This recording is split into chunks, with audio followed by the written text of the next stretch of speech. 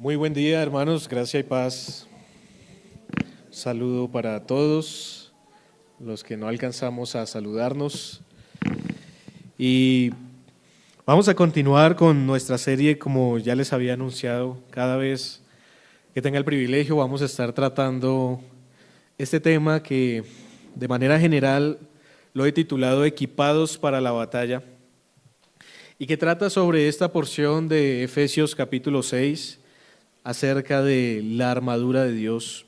Y como dijo el pastor Andrés en la lectura del verso 10, la última ocasión leíamos este texto y la idea central que estuvimos tratando en esa ocasión es cómo debemos dejarnos fortalecer por el Señor para poder luchar y hacer frente a todas las situaciones, dificultades, tribulaciones que se presentan en nuestra vida. Pero hoy vamos a considerar algo más acerca de la armadura de Dios, y aún no vamos a entrar a esos elementos y esas partes, pero sí vamos a ver cuál es la razón por la cual Dios nos dice que debemos vestirnos con esa armadura particular. En estos días ha causado revuelo los Juegos Olímpicos, ¿no? En París, Francia. No sé si lo han visto, la presentación de inauguración allí. Ayer estuve viendo un poco con mi esposa y es una aberración, es abominable. Es terrible ver niños al lado de travestis, de personas depravadas, y antes bien lo están celebrando como si nada, haciendo mofa de un cuadro que según representa la última cena, llena de homosexuales, de lesbianas, de pedófilos.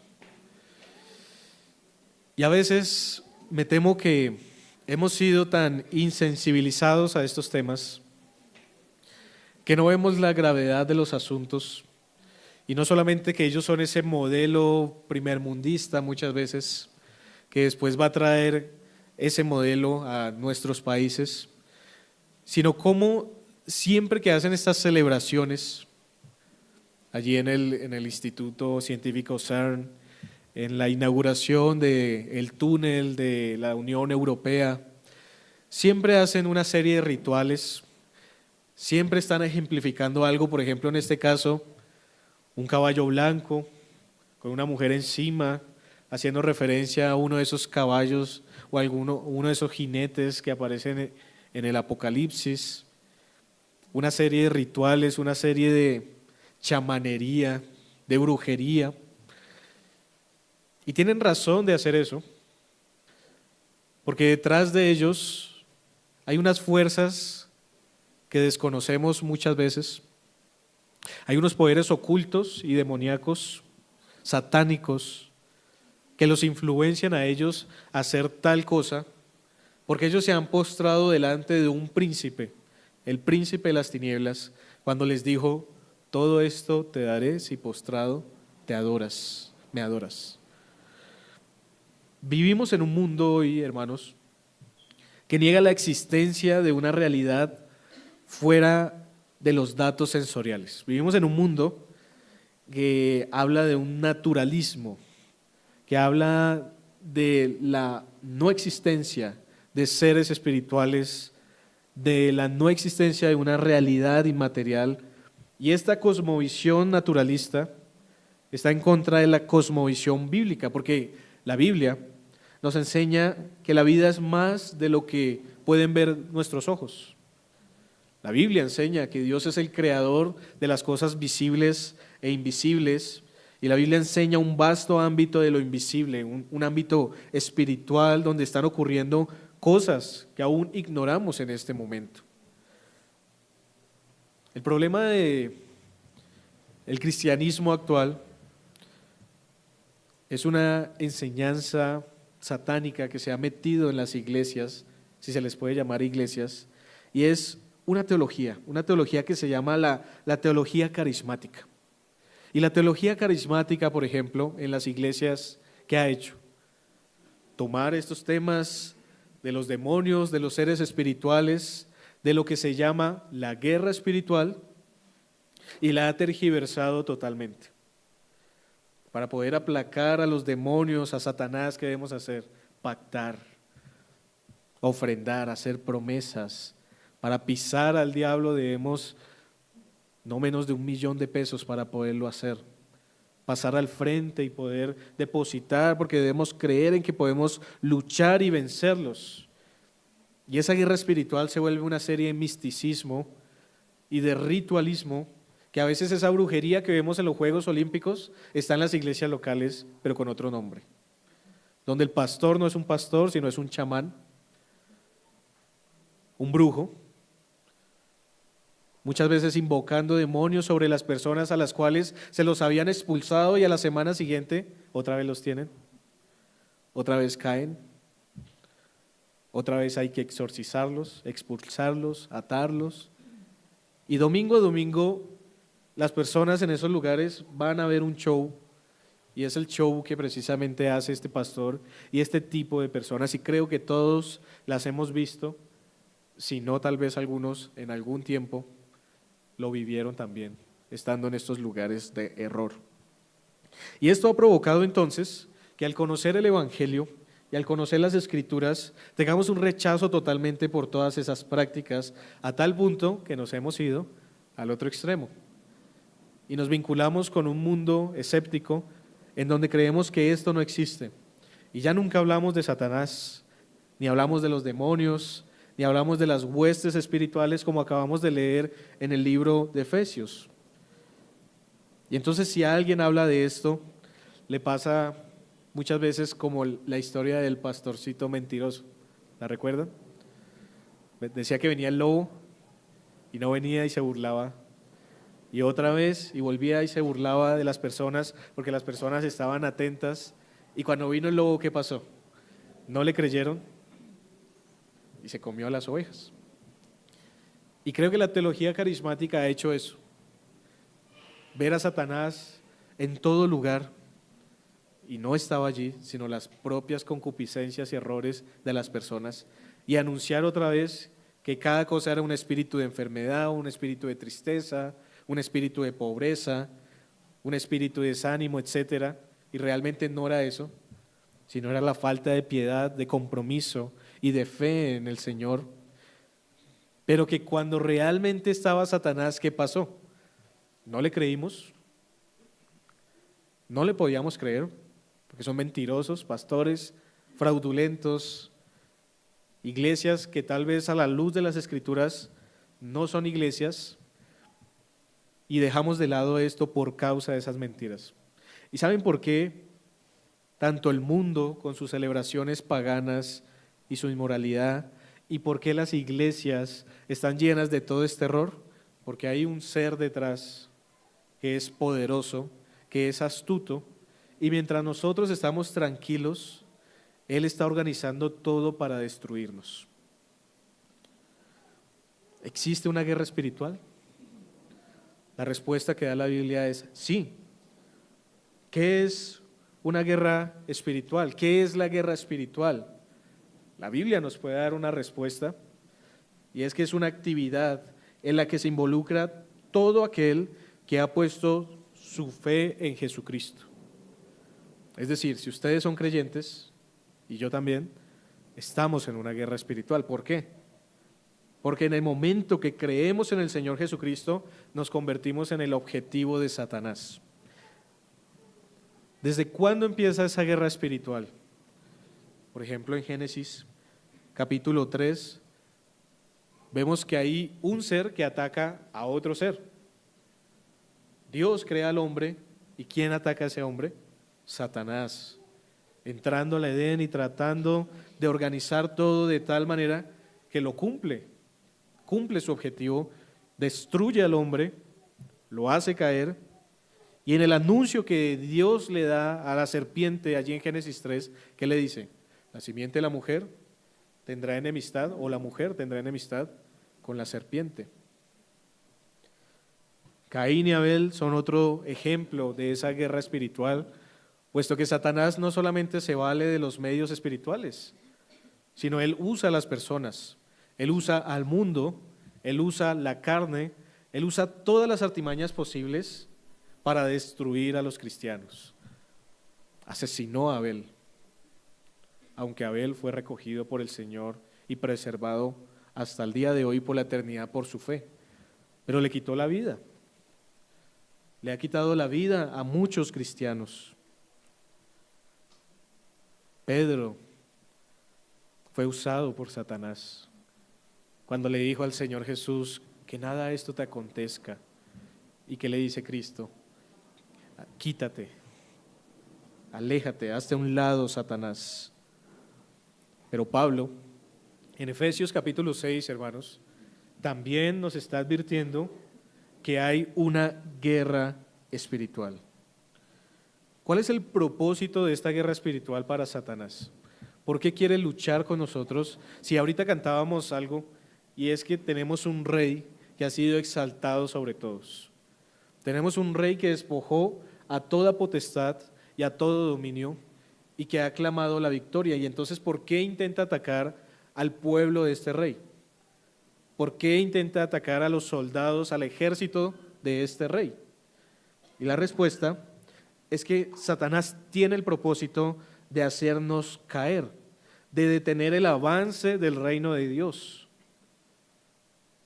¿Para qué? Para que no impactemos al mundo con la verdad, para que no alumbremos la luz de Cristo a las naciones y las naciones sigan siendo engañadas y enceguecidas y el diablo jactarse de haber ganado la batalla contra los santos. Un pastor dice lo siguiente: si usted es un verdadero creyente, Satanás lo odia. Lo odia porque usted es la imagen de Cristo, porque usted es la singular obra de Dios creada en Cristo Jesús para buenas obras y porque fue arrebatado de su poder. Satanás lo odia, hermano, porque usted es un desertor de Satanás y huyó de su territorio y por gracia reconoció a Cristo como su Señor y Maestro. Y Satanás lo quiere de vuelta. No sobreestime ni subestime a Satanás. No es una deidad caída, no es Dios, solamente es un ángel caído. No es omnipotente, sin embargo, Satanás es un poderoso enemigo. Y este pastor cita a John Blanchard que dice: se nos opone un enemigo viviente, inteligente, pleno de recursos y astuto, que puede sobrevivir a los cristianos más viejos, trabajar más que los más ocupados, pelear más que los más fuertes y burlar a los más sabios. Es crucial entonces, hermanos, reconocer que la guerra espiritual es una realidad constante en la vida del creyente. Y esta batalla no se libra únicamente en el plano físico, sino principalmente en el espiritual, donde fuerzas malignas, hermanos, buscan constantemente nuestra caída. Ante esta realidad surge una pregunta: ¿cómo podemos como cristianos enfrentar esta guerra de manera efectiva y mantenernos firmes en la fe? La respuesta va a ser el desarrollo de este tiempo de exposición de la palabra. Porque un cristiano debe ponerse la armadura de Dios, no solo porque es un mandato divino, sino porque esta es esencial para resistir las artimañas del diablo y para mantenernos firmes en la fe y para luchar eficazmente en la guerra espiritual a la que se nos enfrenta fuerzas malignas que buscan nuestra destrucción. Así que vamos a comenzar explorando lo que Efesios capítulo 6, versículo 11 nos dice. Vamos a comenzar explorando el mandato divino que nos instruye a vestirnos con la armadura de Dios. Vamos a leerlo. Efesios capítulo 6, versículo número 11 dice el Señor: vestíos de toda la armadura de Dios para que podáis estar firmes contra las acechanzas del diablo. Lo que vemos ahí en el versículo número 11 es una orden: ponerse toda la armadura de Dios.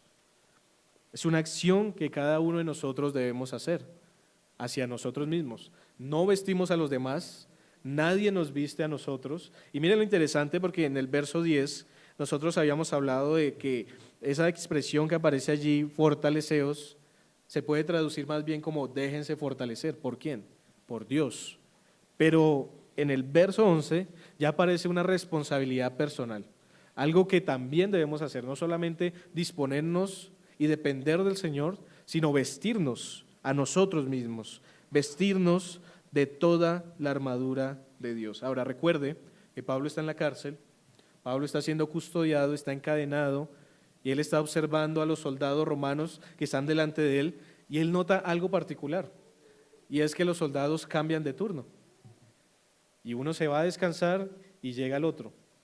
Y se supone que si se va a descansar, se quita su armadura, la dobla, y se prepara para el otro día otra vez ponérsela nuevamente. Y como Pablo estaba en prisión mientras escribía la carta, él estaba observando ese día a día. Diariamente venían a hacer el turno e iban a su casa y nuevamente se colocaban la armadura y salían a su labor. Y ese ponerse, ese vestíos que aparece allí, es una acción continua que Pablo está mandando a los cristianos para que hagan. El cristiano día a día, constantemente, debe levantarse, debe bañarse, debe vestirse con la armadura de Dios y salir a su labor velando y orando al Señor. Ese es el mandato. Vístanse. Ahora, lo que va a continuación a desarrollar es ¿por qué?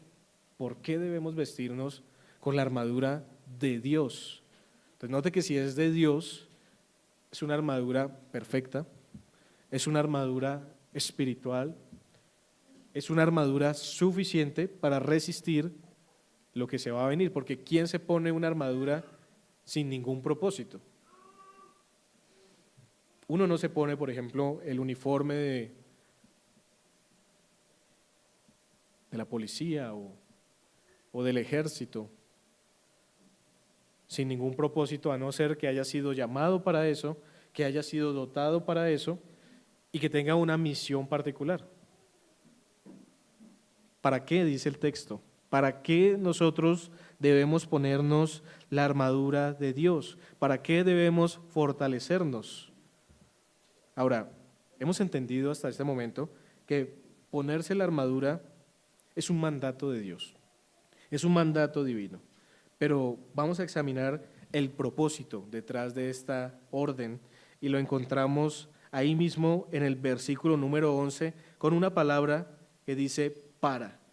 Ahí está el propósito. Dice, vestíos de toda la armadura de Dios para. ¿Para qué?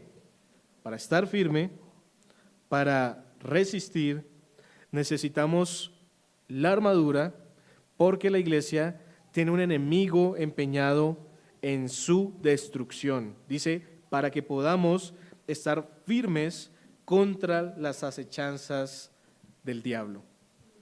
Esa palabra acechanza se puede traducir como artimaña. Y es una palabra que normalmente se usa para hablar de una estrategia que uno usa para hacer caer a alguien en algo. Entonces piense, por ejemplo, en un juego de ajedrez. Entonces a veces en el juego de ajedrez existe estrategia, existe mucha estrategia, y a veces uno pone una ficha de ajedrez con el propósito de que el contrincante caiga en la trampa para tal vez en una serie de movimientos hacer jaque mate. De eso se trata la artimaña, de eso se trata esa palabra que aparece allí, acechanza. Es una forma en la que Satanás, porque nos está hablando de Satanás, ¿y quién es Satanás? Es un ángel caído. La palabra Satanás, o específicamente en el texto, nos habla del diablo. En el griego diabolos significa acusador. Entonces es ese ser que nos acusa delante de Dios. Es ese ser que dice, mire lo que está haciendo su hijo. Mire lo que está haciendo el que se dice llamar cristiano, para burlarse, para pagar el testimonio de esa persona en particular. Pero ¿cómo hace que entonces los soldados de Cristo caigan? Dice el texto, por eso vístanse la armadura de Dios para que puedan estar firmes, es decir, para que puedan resistir, para que puedan confrontar ¿a qué? Las acechanzas del diablo. ¿Cómo es el diablo en sus acechanzas? Piense un momento. ¿Cuáles son las artimañas que el diablo usa para derrotarnos. Lo primero es que hay una responsabilidad personal, vestirnos, ¿cierto?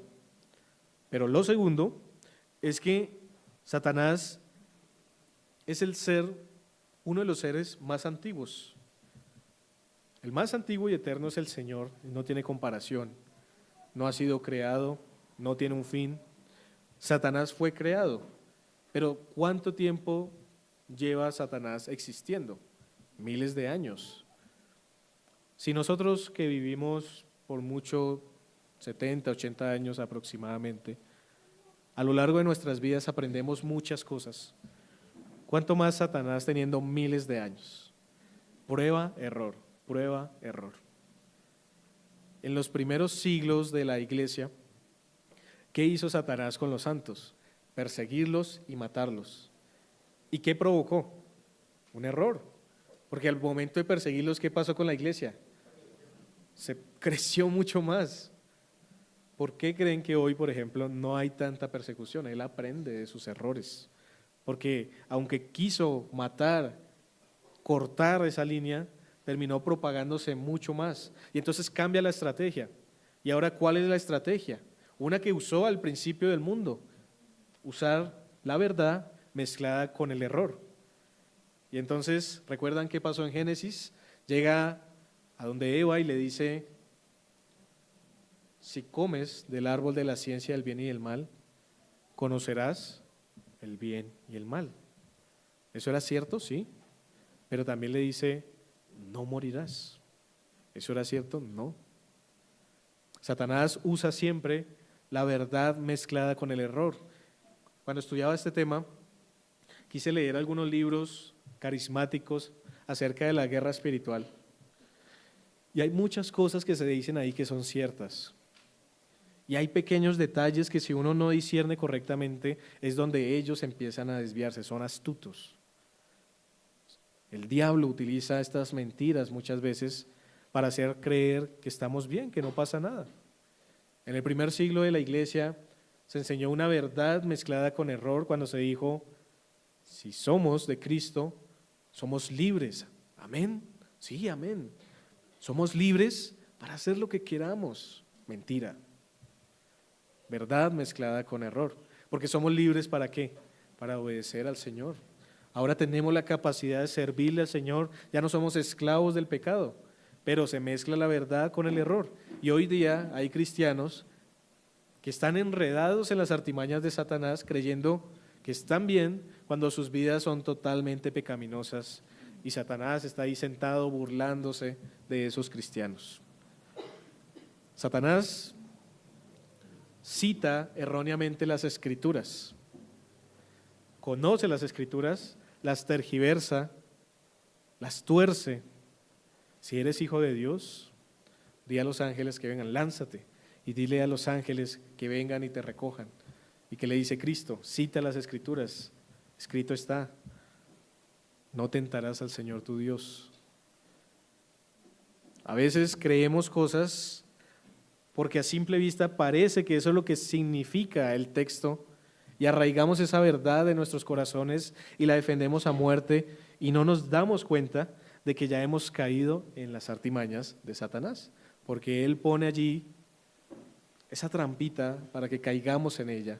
Y somos como ese conejo que le pone la trampa y llega allí a comer y después lo coge esa cuerda y lo cuelga, esperando solamente su perdición. Satanás, dice las Escrituras, se disfraza de ángel de luz. Ustedes no van a esperar, como hemos dicho en otras ocasiones, que Satanás se nos aparezca con cachos, con cola, con un tridente, asustarnos a las 3 de la mañana. ¿Para qué? Cuando por el día lo vemos a través de la televisión que enseña la tolerancia. En las escuelas donde llevamos a nuestros hijos a instruirlos, a que sean personas listas para la sociedad, pero ¿qué les están enseñando? De falsos maestros que tienen apariencia de piedad, pero por dentro son lobos rapaces. Satanás no está a las 3 de la mañana para asustarnos. para que corramos a taparnos con la cobija para protegernos de él. Satanás está en los colegios, está en las empresas y está luchando por entrar a la iglesia y destruirla, hermanos.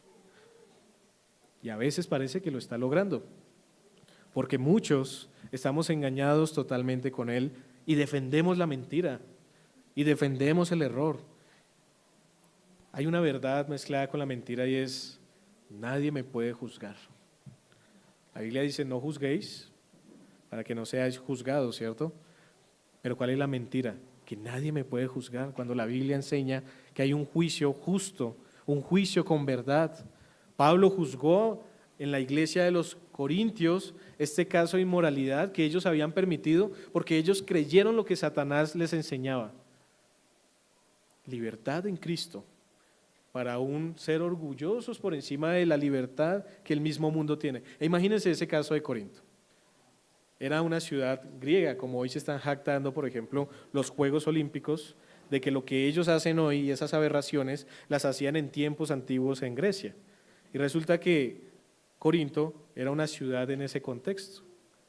Y aún así, los creyentes, los miembros de la iglesia en Corinto, se estaban jactando porque había un personaje que se estaba acostando con su madrastra. Y le decían a los griegos en general: mírennos, somos libres en Cristo. Qué contradicción.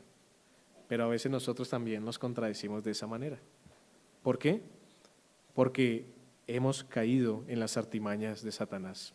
La Biblia dice que Satanás induce a sus ministros a aparentar que son apóstoles de Cristo. Son enviados por Dios. El mismo Satanás viene y guía para que, por ejemplo, los anticristos se sienten en el lugar de Dios, formen iglesias como si fueran para Dios, pero realmente no son para Dios, son para el diablo. Satanás promete bienes a través de malas acciones. Le dice al Señor Jesucristo, ¿no? Todo esto te daré si postrado me adorares. Una falsa adoración. Satanás se quiere hacer pasar por Dios. Pero quiero mencionarles algunas de las artimañas que él utiliza y en las que probablemente caemos día a día y no nos damos cuenta. Porque sí hay una guerra espiritual, hermanos.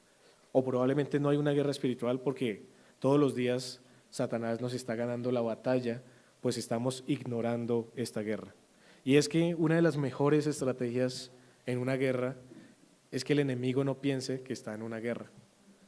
Y va siendo destruido desde dentro, saboteado, y cuando ya se dé cuenta es demasiado tarde. Satanás usa, por ejemplo, la palabra diablo significa acusador, y Satanás muchas veces utiliza la condenación para hacernos caer. Porque en el momento que un cristiano peca, no merece la salvación. ¿Qué hace aquí sentado un cristiano que ha pecado? Váyase para su casa, no vuelva a la iglesia, qué vergüenza. No adora al Señor, ¿cómo se atreve a adorar al Señor si está impregnado de pecado? No vuelva. ¿No le da pena con Cristo? ¿A eso no suena piadoso? Tal vez sí, pero es lo que usa Satanás para apartarnos precisamente de Dios. Porque cuando vamos a las Escrituras y Juan nos dice que si decimos que no tenemos pecado somos mentirosos, ¿qué tenemos que hacer cuando pecamos? Confesarle, acercarnos al Señor, aferrarnos mucho más a Él, depender mucho más de Él y no alejarnos. Pero a veces Él nos hace sentir así, en la membresía. Es el único miembro pecador, el resto son perfectos. ¿Cómo se atreve a tener comunión con ese grupo de personas? ¿Cómo se atreve a hablar con el pastor que es puro y sin mancha, intachable totalmente, untarlo con sus palabras contaminadas? Falso, hermanos. Esas son las formas que utiliza Satanás. Cuando pecamos, ¿cómo nos sentimos? Culpables. Pero esa culpabilidad debemos llevarla al Señor y recordar que Cristo pagó por nuestro pecado. Y que así como Cristo le dijo a esta mujer allí que iba a ser apedreada, vete y no peques más, así nos dice el Señor también a nosotros. Pero así como Pedro le traicionó y después le preguntó si lo amaba y le dijo, apacienta mis corderos, así también nos dice el Señor a nosotros, persistamos, avancemos, Sigamos adelante. El Dios de misericordia, el Dios de amor, siempre tiene paciencia con sus hijos. Y aunque a veces necesitamos ser disciplinados por nuestro pecado, no obstante, debemos seguir dependiendo de Él. Pero Satanás utiliza esta artimaña que a veces creemos que es fidedigna. Por ejemplo, ahorita el pastor Engelbert hablaba de la cena. ¿No les ha pasado, miembros, que a veces no quieren tomar la cena por un pecado particular? Y en vez de confesar el pecado, se hunden más en la culpabilidad y terminan absteniéndose de algo que Satanás está sentado ahí riéndose de usted y diciendo: lo logré. Perdió la comunión, perdió los medios de gracia. Y en vez de uno ir al trono de la gracia a confesar su pecado, termina cayendo. No vuelvo a la iglesia, ¿qué dirán de mí? Cuando es en la iglesia donde debe escuchar la palabra de Dios para renovarse, para fortalecerse, para depender de Él. Pero también Satanás usa otra artimaña, la duda. ¿Será que soy cristiano? ¿Será que Dios existe? ¿Será que estas cosas son ciertas? Nunca las veo. Vivo entonces por lo sensorial. Puedo ver mis manos, puedo ver las personas, pero no puedo ver a Dios. ¿Será que realmente existen? ¿O no se ha preguntado alguna vez eso? Ahora, no está mal tener dudas. El problema es cuando esa duda se queda ahí, y en vez de usted comprobar si es cierto a la luz de las Escrituras, de orarle al Señor y poner esa duda delante de Él, a veces esa duda lo lleva a decir: creo que todo lo que he creído es mentira. Y entonces le da rienda suelta usted a su realidad. ¿Y su realidad cuál es? Una vida de vicios, una vida de inmoralidad, y entonces esa es la contraparte. Satanás usa la artimaña del temor, miedo al que dirán, miedo a perder mi trabajo, miedo a perder mi vida. No hablo de Cristo, porque si hablo de Cristo van a decir que soy intolerante, que soy homófobo, que soy heteropatriarcal, que soy arcaico, que soy todas estas cosas, y qué pena que me señalen. Tengo temor, y todos tenemos temor, ¿cierto?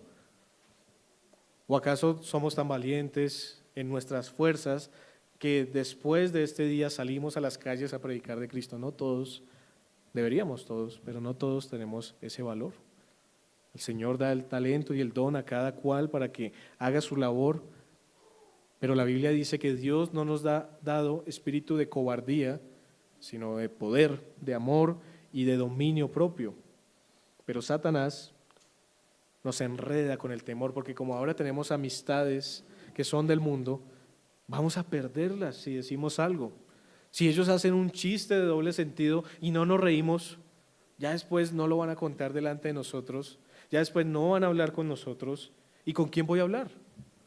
Satanás mete eso en nuestras mentes, ese temor. Aún muchos de los malos pensamientos que tenemos nosotros los ha insertado Satanás, ya sea a través de imágenes, ya sea a través de conversaciones. Mucho de lo que viene a nuestra mente como cristianos es porque Satanás ha puesto la semillita allí.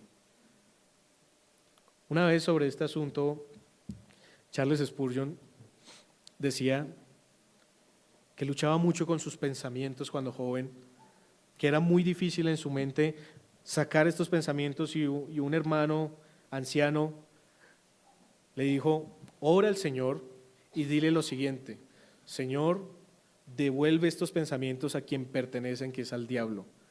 No son míos, no los quiero en mi cabeza. Señor, sácalos de mí y entrégaselos a quien corresponde. Y muchas veces nosotros estamos en esa condición también. Hemos sido expuestos a imágenes, hemos sido expuestos a los Juegos Olímpicos, por ejemplo. Yo pienso, por ejemplo, en mis hijos. ¿Quién puede ver eso? A un hombre que prácticamente está desnudo al lado de una niña, que no es su padre y ni siquiera su padre tendría el derecho de hacer esto, porque es inapropiado en todas las formas. ¿Cómo es posible ver un hombre con barba y siendo como una mujer y siendo transmitido a todo el mundo para que nuestros hijos, a los cuales por negligencia les dejamos los celulares, entren a las redes sociales y vean esa imagen. ¿Cuándo se va a borrar esa imagen de sus mentes? Muchas veces estas imágenes son imágenes traumáticas. Cuando joven, por ejemplo, creo que a los hombres nos pasó mucho, ¿no? De ver cosas violentas y terribles. ¿Cuándo se borran esas imágenes de nuestra mente? Pero no nos damos cuenta que Satanás está usando todos estos medios para destruirnos. Todo esto lo usa contra nosotros. Ahora, ese es el propósito de la armadura, hermanos. El propósito de la armadura, como dice el texto, es vestidos de toda la armadura de Dios para que podáis estar firmes contra las acechanzas del diablo. ¿Qué vamos a hacer? ¿Qué debemos hacer? El Señor nos dice, vístanse con la armadura de Dios. Pónganse la armadura. ¿Y cuál es esa armadura? Versículo 13 en adelante nos va a explicar cuál es esa preciosa y perfecta y maravillosa armadura a la cual debemos acudir para ponérnosla y defendernos de los ataques y las acechanzas de Satanás. Pero hoy estamos hablando de la razón por la cual debemos ponernos la armadura. Y si esto fuera poco, comprendiendo el propósito de la armadura, es crucial que entendamos la razón trascendental de su uso en nuestra vida espiritual. Y esa razón trascendental nos la explica precisamente el versículo número 12, cuando dice, porque no tenemos lucha contra carne y sangre, sino contra principados, contra potestades, contra los gobernadores de las tinieblas de este siglo, contra las huestes espirituales de maldad en las regiones celestes. ¿Se ha preguntado, si alguna vez leyó este texto, por qué Pablo no resumió todo eso en una sola palabra? ¿Y por qué hizo énfasis y mencionó todos estos aspectos? O sea, Pablo quiere que nosotros prestemos atención a esto. Primero, la razón por la cual debemos ponernos la armadura es porque dice, la lucha que tenemos no es física. Ahora, los israelitas en el Antiguo Testamento tenían que ponerse una armadura para luchar contra sus enemigos físicos, pero noten que eso era un modelo de lo que realmente ocurre en la vida del cristiano, una lucha espiritual, una lucha en donde necesitamos una armadura espiritual. No es contra seres humanos. La expresión sangre y carne significa eso, seres humanos, hombres. El texto nos está diciendo que es contra fuerzas espirituales.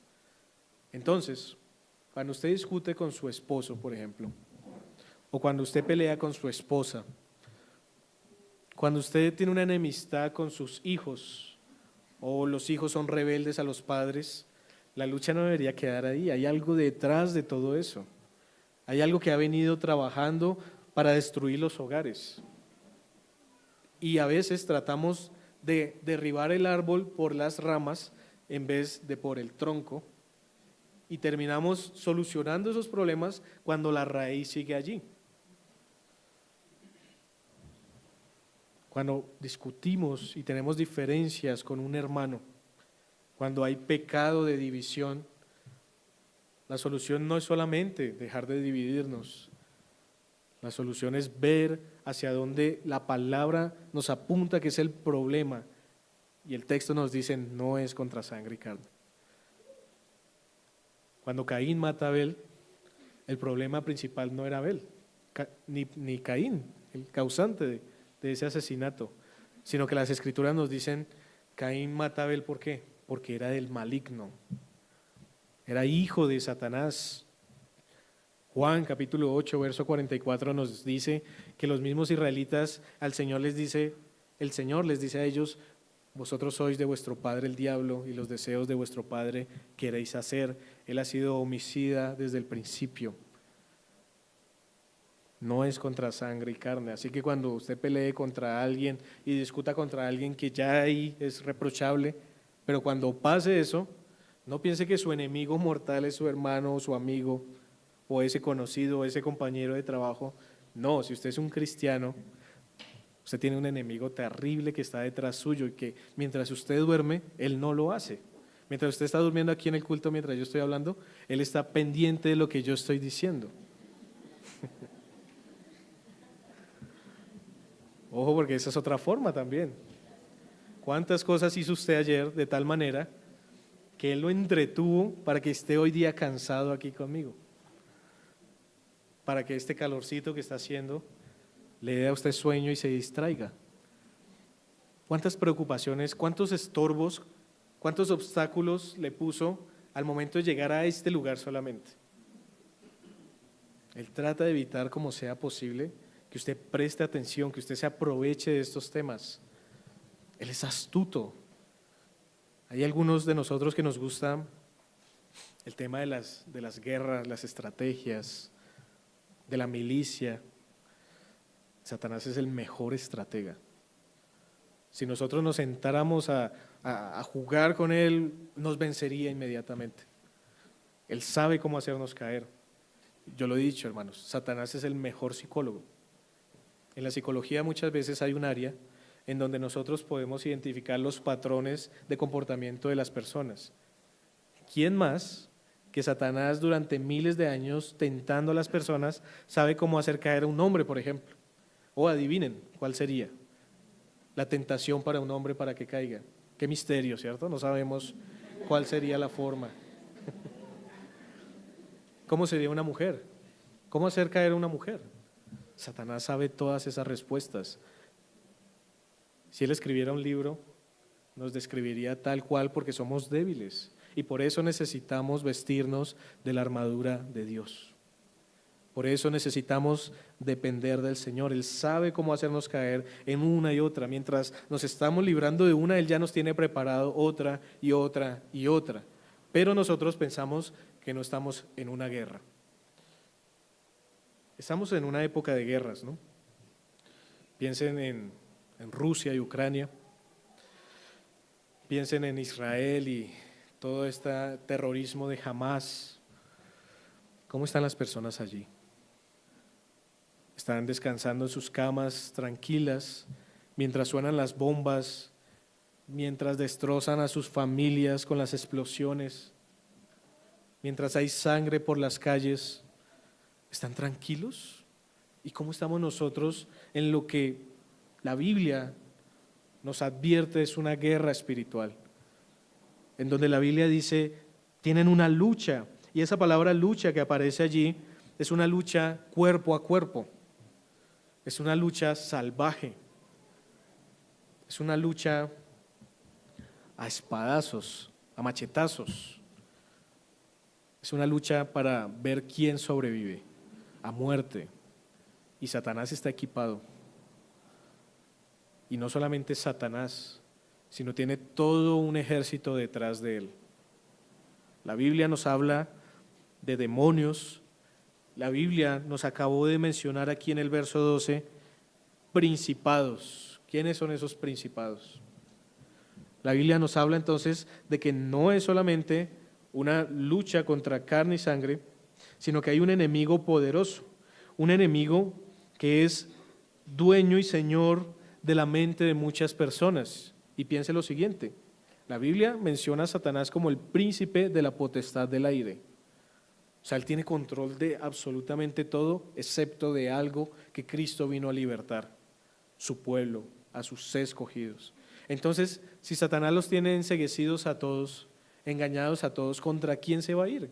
¿Contra quién va a levantar todo su ejército para atacar? Contra el campamento de los santos. Estos son los que van a padecer. Y si ustedes y yo somos santos, hermanos, si somos cristianos, si somos creyentes, estamos en una lucha. Imagínense eso, una persona que viene a atacarnos a muerte. ¿Qué deberíamos hacer? Defendernos. Viene a matar a nuestra familia, viene a matar nuestras relaciones, viene a matar nuestra paz. ¿Qué deberíamos hacer? Huimos, está bien, pero sigue detrás de nosotros. ¿Y qué nos dice el Señor? Pónganse la armadura de Dios para resistir. En nuestra fuerza no podemos. en nuestra capacidad, ya perdimos la batalla. Pero como la Biblia dice, somos más que vencedores, es por causa de esa armadura, hermanos. Una armadura de la cual hemos sido vestidos de Cristo, de su justicia y de su verdad, para poder confrontar toda esta realidad. Ahora, yo quiero que veamos algunos textos, hermanos, que nos hablan de todos estos personajes. Quiero que veamos algunas pruebas de esto.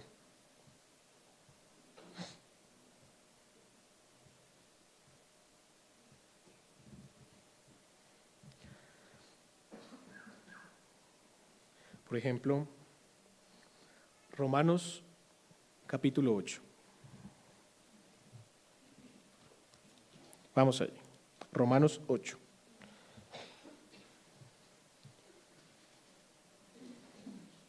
Note que Pablo ya había mencionado a estos principados y vamos a ver quiénes son.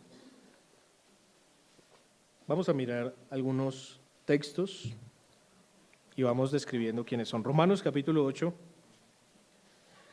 leámoslo desde el verso 37. Le está hablando a los cristianos y dice: antes, en todas estas cosas somos más que vencedores por medio de aquel que nos amó, por lo cual estoy seguro de que ni la muerte, ni la vida, y noten aquí los menciona, ni ángeles, ¿cuáles ángeles? Los caídos, muy bien, ni principados, ni potestades, ni lo presente, ni lo porvenir. Note entonces algo interesante, y es que siempre esas palabras van como unidas, como si fueran amigas: principados, potestades, ángeles, espíritus. Es una forma en la que la Biblia habla. Vamos a Efesios capítulo 1, allí Pablo también ya había mencionado algo. Efesios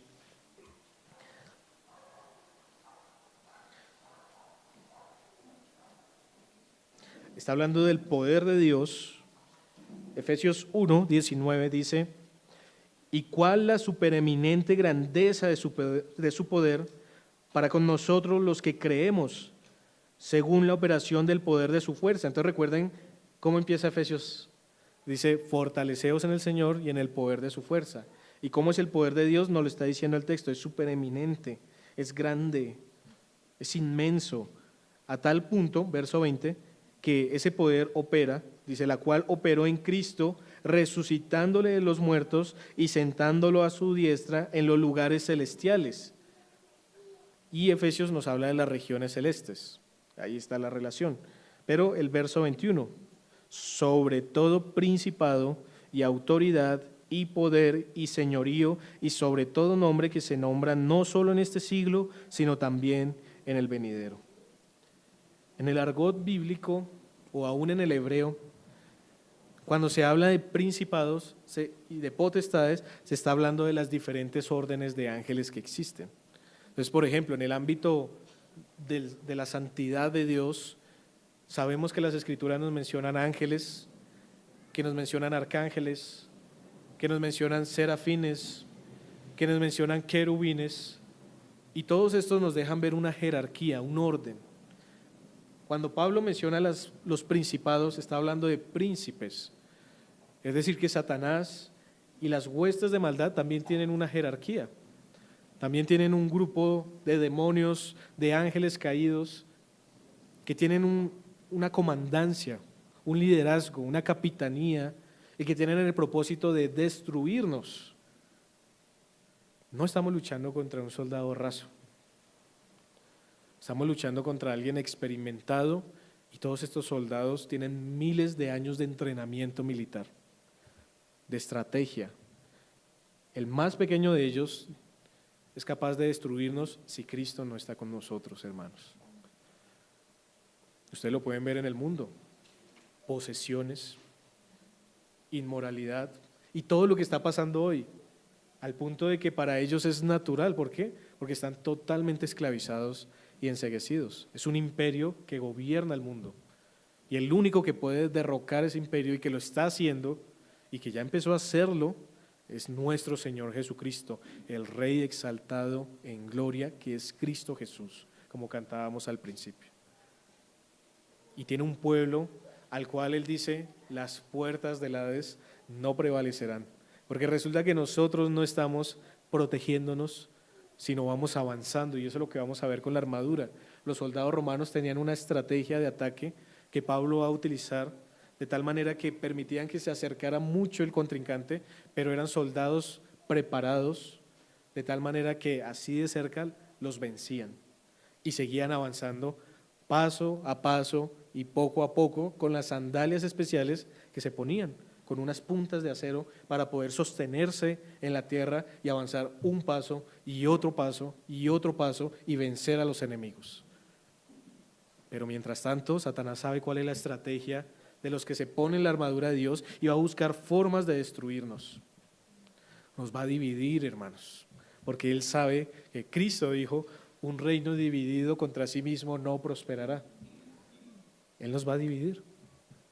Tenemos que cuidarnos, tenemos que estar atentos y velar. Estos principados y estas potestades son diferentes órdenes de ángeles que controlan tiránicamente el mundo a través de la ignorancia, del pecado y de la angustia. Pero a estos el Señor los sujetó cuando se puso por encima de todos. Ahora, Efesios nos menciona otro grupo que son los gobernadores de las tinieblas de este siglo. Y vayan conmigo a Lucas capítulo 22.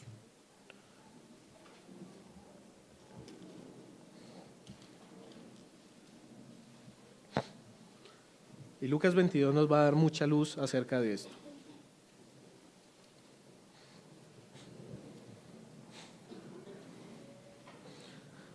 Lucas capítulo 22,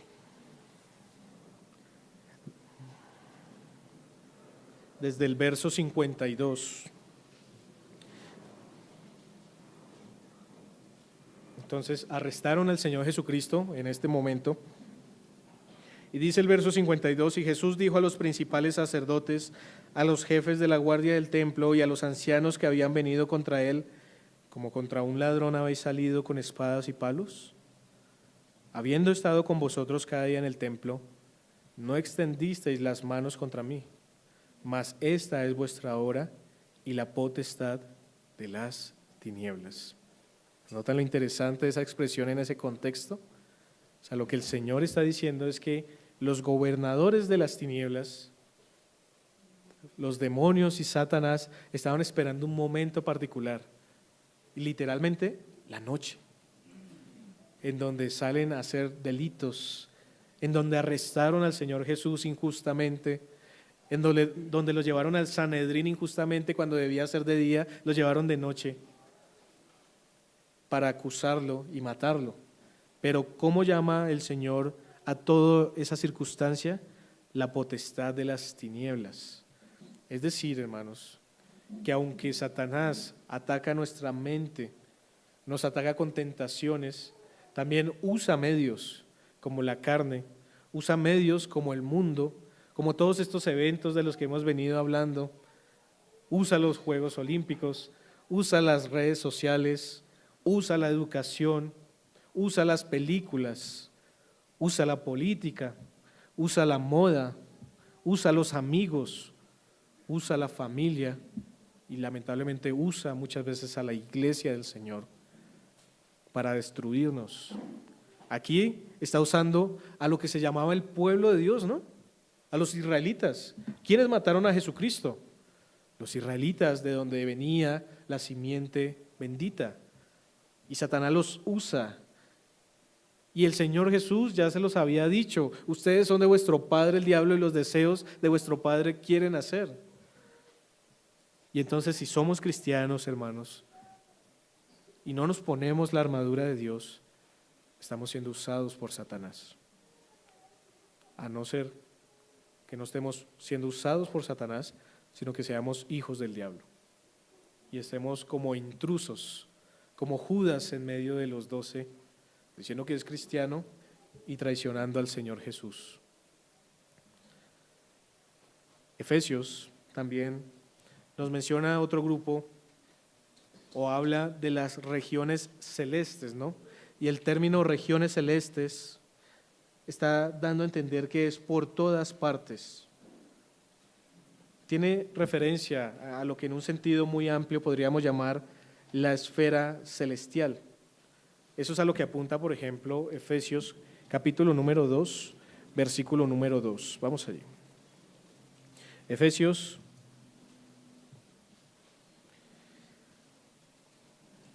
dos, 2.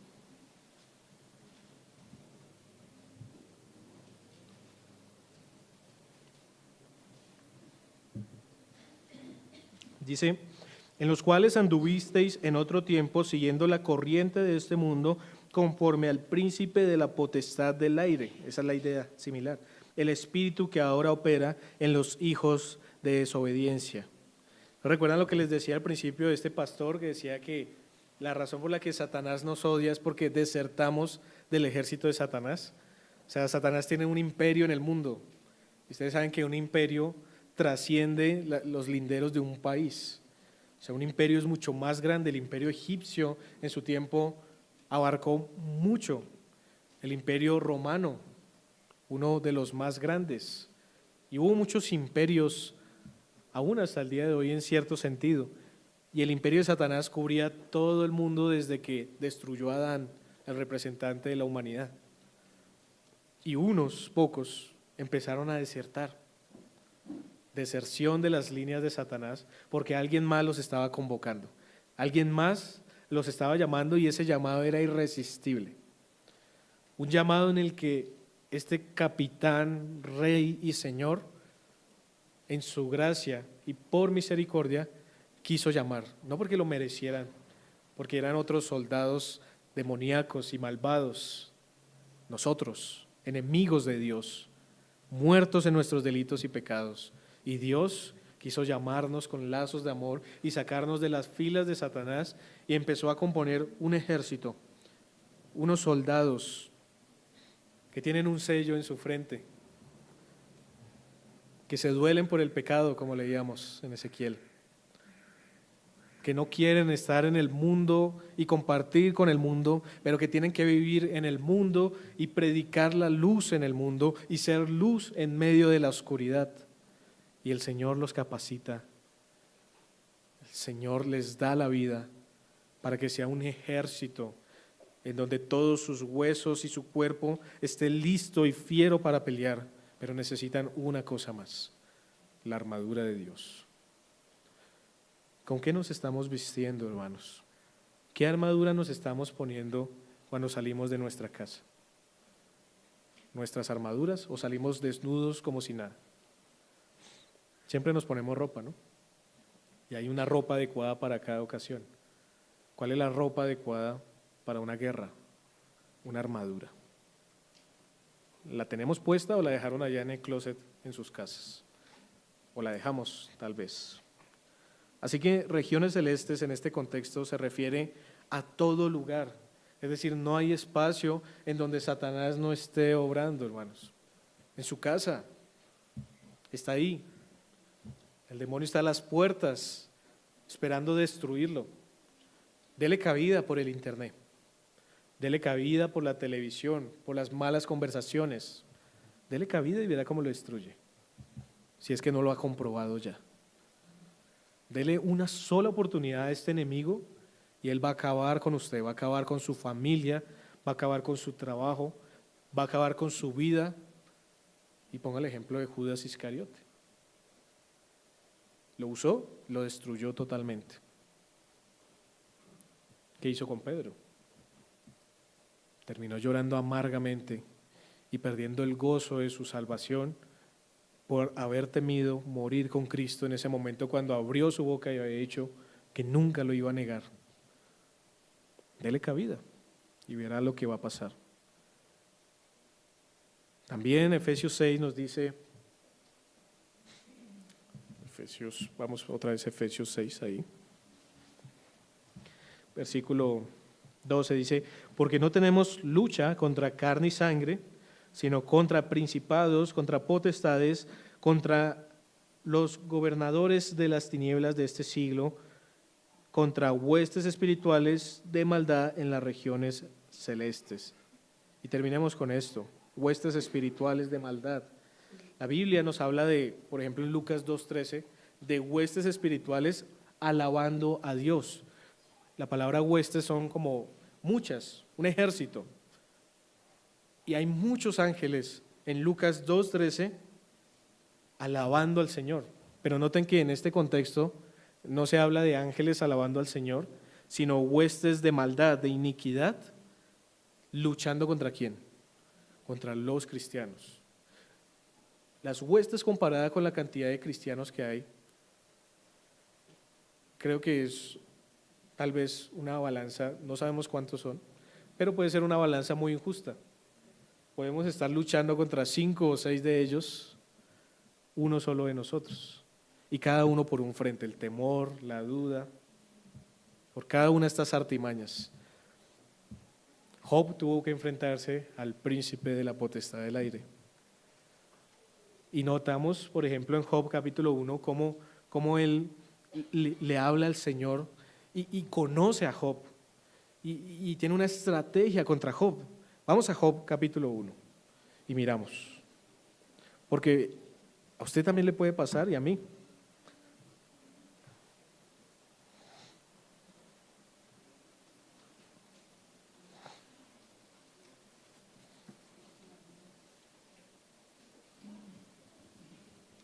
Job capítulo 1, versículo 8.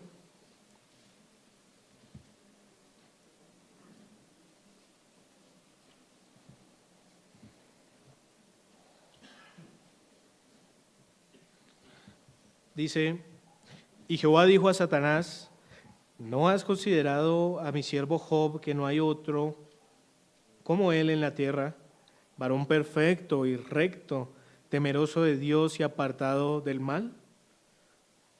Respondiendo Satanás a Jehová dijo, ¿acaso teme Job a Dios de balde? ¿No le ha acercado alrededor de él y a su casa y a todo lo que tiene? Al trabajo de sus manos has dado bendición, por tanto sus bienes han aumentado sobre la tierra, pero extiende ahora tu mano y toca todo lo que tiene y verás si no blasfema contra ti en tu misma presencia. A veces estamos bien porque estamos cómodos y bendecidos por el Señor. Pero como le dijo el Señor Jesús a los apóstoles, he aquí Satanás, especialmente a Pedro, os ha pedido para zarandearos como a trigo. ¿Y qué dice el Señor? Yo rogaré pues para que seas fortalecido después de esta prueba. Muchas veces, hermanos, decimos sí, podemos y lucharemos y resistiremos porque estamos cómodos, tenemos trabajo, tenemos bendición, no hay enfermedad. Pero en el momento de la enfermedad, de la pérdida del trabajo, de la crisis económica, de las diferentes situaciones terribles que podemos llegar a vivir como vivió Job, porque en esta primera, ¿qué pasó con Job? En todo esto, Job no pecó, pero después volvió Satanás y otra vez, ahora quítale la salud, ahora quítale todas estas cosas, y ¿qué hace el Señor? Lo permite en su soberana mano para fortalecer a Job al final también de su vida, de tal manera que Job se consuela y es bendecido mucho más de lo que estaba en este momento. Y así nosotros, solamente que nuestra bendición final es la herencia que vamos a recibir en los cielos con el Señor. Pero muchas veces ahí es donde viene la prueba. Y eso es lo que en Efesios 6 Pablo nos va a seguir relatando posteriormente, el día malo, el día en el que tenemos que tener la armadura y habiendo acabado todo, todavía con la armadura, todavía firmes, todavía velando y teniendo cuidado, porque nuestro enemigo no es el hombre. Nuestro enemigo no son nuestras esposas, no son nuestros esposos, no son los hermanos que a veces hablan mal de usted. No, nuestros enemigos son las huestes espirituales, son miles de demonios, miles de ángeles caídos que son voraces, que quieren destruir, matar, engañar. ¿A quién? A nosotros. Y lo están intentando. Y parece que fueran a vencer. Pero gloria al Señor que no es así. Porque la Biblia nos da una esperanza, pero debemos aferrarnos a ella y ponernos el cinturón de la verdad, la coraza de la justicia, el yelmo de la salvación, el calzado del apresto del Evangelio de la paz, el escudo de la fe, la espada del Espíritu, y orar en todo tiempo y en todo lugar para poder velar y hacer frente a esta lucha. Yo quiero, mi hermano, que en esta mañana usted vea cuál es la necesidad de la armadura para resistir y atacar en esta guerra espiritual. Porque el enemigo es poderoso, no es omnipotente, pero es poderoso. No es omnisciente, pero es sabio. Necesitamos la armadura. Necesitamos la armadura en el hogar, hermanos. Mantengan la unidad familiar. Dense en cuenta que el que los quiere destruir, el que nos quiere destruir es el diablo. Padres responsables por sus hogares, animen a sus esposas e hijos a vestirse con la armadura de Dios. En la iglesia, el diablo nos quiere destruir. Mantengámonos unidos en la verdad. Resistamos los ataques de Satanás juntos, hermanos. Somos un pequeño campamento que el Señor ha puesto en Fontibón. Resistamos, seamos fuertes entre nosotros, perdonémonos, soportémonos. No nos comamos los unos a los otros, no murmuremos los unos de los otros, amémonos, pero un amor sin fingimiento. Soportémonos, no somos iguales, pero estamos en el mismo bando, el de la verdad, bajo el mismo capitán que es Jesucristo. Resistamos los ataques de Satanás en la vida diaria, dependamos de las fuerzas del Señor. No sucumbamos a las tentaciones que vienen del mundo, de nuestra carne y de Satanás. Así que, mis hermanos, en conclusión, la vida cristiana es una batalla constante. La armadura de Dios es indispensable para no ser destruido. Dios nos llama a la acción poniéndonos la armadura de Dios. Levantémonos, pongámonos firmes, vistámonos con esta armadura, protejamos nuestras vidas, nuestros hogares, nuestras iglesias, mantengámonos firmes, resistiendo y avanzando en la batalla espiritual, porque no tenemos lucha contra carne y sangre. Esa es la razón de la armadura de Dios. Amén. Vamos a orar y damos gracias al Señor.